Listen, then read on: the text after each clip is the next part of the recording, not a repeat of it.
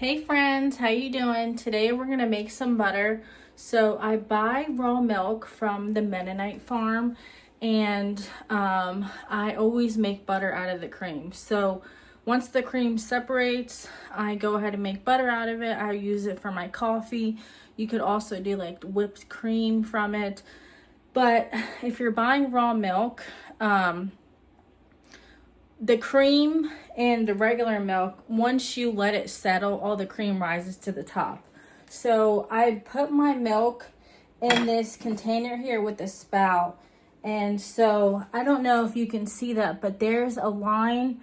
The cream is darker. So this is about the cream line right here. So what we're gonna do, I think you can see it, is we're going to separate the cream right now. And I'm gonna go ahead and put it in my mixer. This is the simplest way you could do it.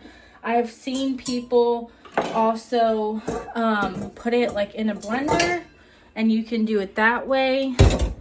But I haven't bought butter in probably 2 months, and it's really like saved on the grocery bill because butter is so expensive, and especially when you get raw milk butter. Like I believe the Irish butter that you can get at like Sam's Club or Costco, I forget what it's called, but it's the gold one, and it's like $10 for 2 sticks. It's so expensive.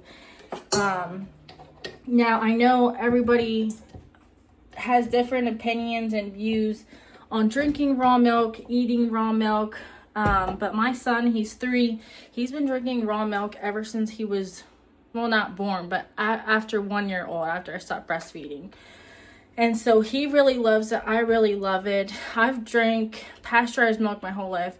Nothing against it. I just like the benefits of the raw milk, and I have seen a difference in my gut health.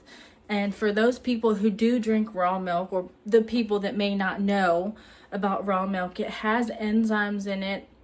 So if you're lactose intolerant, it actually does help you digest things, because all the bad bacteria is not being warmed. So once you warm it, pasteurize it, heat it, it kills all the good bacteria. It kills the good and the bad. That's why it lasts so long. Raw milk only lasts about 7 days in the refrigerator. So you have to do something with it if you're not going to drink it within 7 days. So either make butter, make cheese, make yogurt out of it. That's something that I really want to do, is make butter. But I've seen a difference. I've been drinking raw milk probably for, I would say, about 4 years now. And when I actually made the switch, I didn't have any ill effects from it. So this might be TMI, but like I didn't have any like soft stools. I didn't have diarrhea or anything, because the enzymes in the raw milk helped me digest it. So I was never lactose intolerant. Something you want to get into and you're looking forward to, I would say definitely give it a try. Don't knock it till you try it. It's a lot more creamy. Like whole milk in the store versus raw milk is 10 times creamier than what you get in the store. So I just want to show you a little how I do things. Not saying that you have to do it this way. This is just personally how I do it, and I don't judge anybody who drinks pasteurized milk. I surely do drink pasteurized milk, especially when I travel and things like that. But when I'm at home, I really try to do the raw milk. So what we're gonna do is I have just a whisk here, and so the easiest way for me to pour this out, you could use like a baster, but oh, there's some stuff in that. I just use a regular ladle and ladle it out until I see the cream line has gone down. So once I get all this in here, I'll be back on and we'll start the process, and I'll walk you through the whole thing. And so I also just wanted to note that I get my raw milk from the Mennonite farm. They're not that far from me, only 20 minutes. You can only pick it up every Saturday. But the cows that I get this milk from their Jersey cows, which Jerseys produce like A2 milk, and it's easier on your digestive system when you drink A2 milk. I'm not exactly sure on the whole A2, A1, all that, but I know A2 milk is easier when you are transitioning to raw milk. And so these cows aren't given they're not given any hormones. They may be given antibiotics, but these cows are out on pasture every day. In the wintertime, obviously, they're given hay. But this Mennonite farm is purely natural, and they don't give them any extra things. And so the cows that are given antibiotics and hormones and all that stuff that are in the feedlots, because they're together all the time and they're in such tight quarters, they have to give them that so they don't get any diseases. Because when you're in tight quarters, you know, just any diseases are happen much quicker. So you constantly have to keep your animals healthy. Because these cows are on grass, they only have about 30 milking cows, and they not free range them. They keep them on grass. They feed them grain, you know, grown from their property. And so if I didn't know what was going in here, I wouldn't buy the raw milk. But Mennonite and Amish are very similar. They live a very holistic lifestyle. And so I can trust this source. I've never gotten a bad batch of milk, you know, and I've never gotten sick from drinking raw milk ever. Even when I transitioned from drinking raw milk, I've never gotten sick. So just keep that in mind. I know if you live in the city, it's harder to find raw milk, but there are some more organic options, you know, that are more expensive. And so a gallon of milk costs $7 at this farm, and milk prices right now I think are around $5 for regular pasteurized milk. When I lived in Florida, I was paying $8 to $9 for a half gallon of not even just organic milk, just organic whole from the farm, still pasteurized, but better. And so even though I'm paying more of a price, I'm doing things with it. So I'm making butter. So that's reducing my cost of not having to buy butter. So the milk may be a little more expensive, but I'm using it in other ways. You know, because if I bought butter, a 4-pack of butter would be $4 or $5. And raw butter right now is selling for $6 or $7 just for a small pint of butter. Okay, so I strained out all the cream here, or got all the cream. We're gonna put the mixer on, and this goes into different stages. We are going to be mixing this. It takes about 15 minutes, and doing it in the KitchenAid, once it gets to the end of the cycle, it starts splashing out. So I'll get to that process, but we're gonna turn it on here. I started on low and then work my way up. So once it gets to the whipped cream stage here, I'll come back and show you what that looks like. And you can use this for whipped cream. You can buy those empty cans and use this for whipped cream. And then the stage after that, it starts, the whey starts separating from the fat, and then you have your butter. So we'll salt it at the end, show you what that process looks like, show you how I store it. So I will be back at the whipped cream stage. And so I also wanted to mention that you don't have to have you don't have to buy raw milk to make butter. You can buy heavy whipping cream in the store, and you can just put heavy whipping cream in your blender, in your KitchenAid mixer, and do it that way and get the same results. This butter, because the cows just gave birth about a month ago, when they just gave birth, the butter was really yellow. And so You're gonna get a different color if you choose to buy heavy whipping cream from the store, but that doesn't matter. You're still gonna get a really good flavor, and that's something, if you choose to make butter on your own, you are saving money, even if you buy heavy whipping cream at the store, because heavy whipping cream is, I think, a little bit less expensive than regular butter. And even if you get a small amount, like, I don't use this when I'm baking. I only use it fresh because I don't get that much of it. I get about 3 gallons a week, and so I use it for fresh eating. I use it like on biscuits, and I'll put it in like when I pan fry stuff. I don't use oil or anything. I just use purely butter. And then when I run out, you know, by that time I'm ready to get more milk. But when I have an excess of this, I do freeze it. And you can also make a lot of things with the butter. So you can do like herb butter, or you could do like a garlic butter and freeze it for different things. So we will be back in 15 minutes and about 10 minutes to look at the whipped cream stage and try it.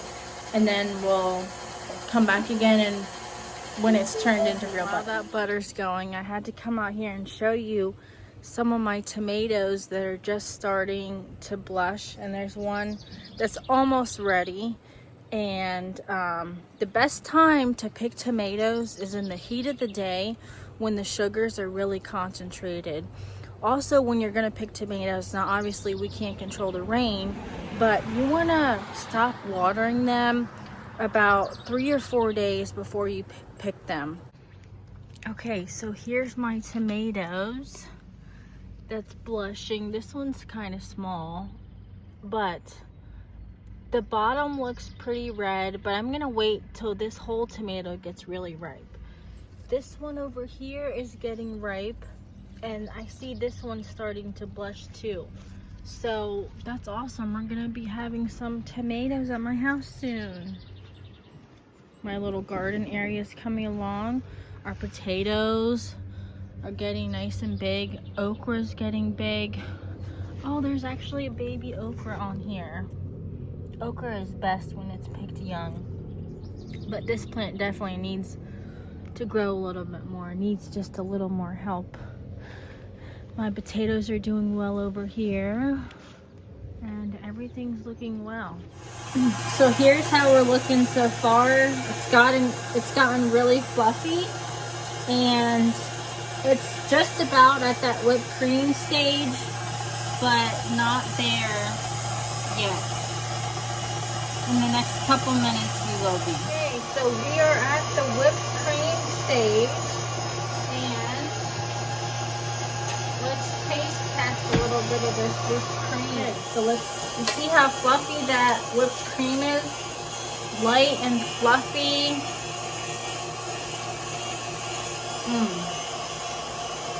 It's the best whipped cream you'll ever have.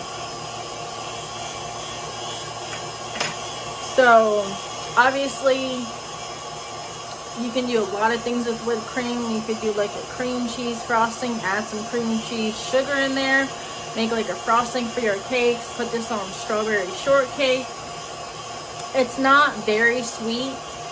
Whipped cream isn't very sweet, but I think the whipped cream that you buy in the store is more sweet than this, so you might want to add some sugar to this. But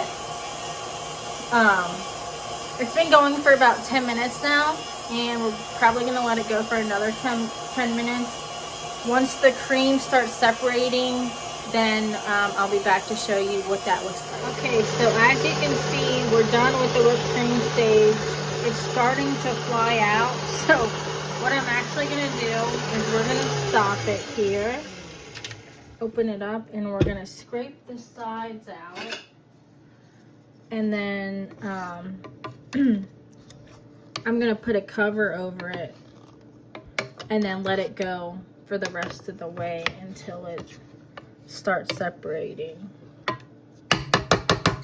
So if you're doing this in your KitchenAid, this is the best way to do that. So we're just going to cover this whole thing up, tuck it down the sides back there, put it on.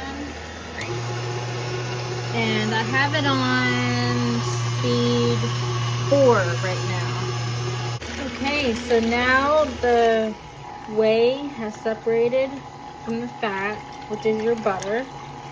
And we are going to process the next step. Look at that nice yellow butter. All right, so I'm gonna wash my hands really good because we're gonna be getting all what that remaining whey is buttermilk. But you can use that buttermilk in pancakes, waffles, you can save it. And I'm even just drinking the buttermilk straight and it's good. It has a little bit of bitterness to it, but you can still use it for a lot of things. So let's take my ring off here.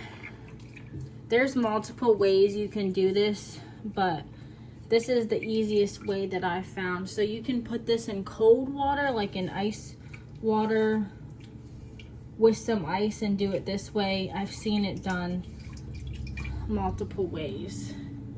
So what I do is just turn the cold water on, and we have our butter here. And whenever you squeeze the butter, you see all that buttermilk coming out of it. So we want to get all of our buttermilk until it runs clear, because if you set this out on the table, now if you put it in the fridge it could be fine, but when it has the buttermilk in it, it's going to spoil a lot quicker. So we're just running this under the water and squeezing it until all the whey comes out. So until I see that it runs clear, we're just gonna repeat this process. This is probably, I'd say, 1.5 sticks of butter. I don't have the butter mold, so I just put it in like a regular glass container. But whenever you make butter, this is like the perfect time to eat it. If you're gonna do something or bake with it or cook with it, this is the best time because it's nice and fresh and it tastes the best. It still tastes really good whenever you refrigerate it. I don't keep my butter out on the counter in the summertime because it can spoil quickly, especially since it doesn't have any preservatives in it. But in the wintertime, I do keep my butter out because it stays longer. It's colder in the house. But I just keep this in the fridge, and this butter lasts, I would say, up to a good month. It could even last longer in the fridge, but like I said before, if you have excess, you can store it in the freezer. All right, so I got my butter here, and it's running pretty clear now. You see how nice and yellow that is? All my spoons are dirty, so I'm just going to be using a fork. And I'm literally not even putting maybe 1/8 of a teaspoon in here. Literally just salting it just a little bit. That's all, and that's all we want. And then I just mix it up. Since it's soft, it's so easily mixable.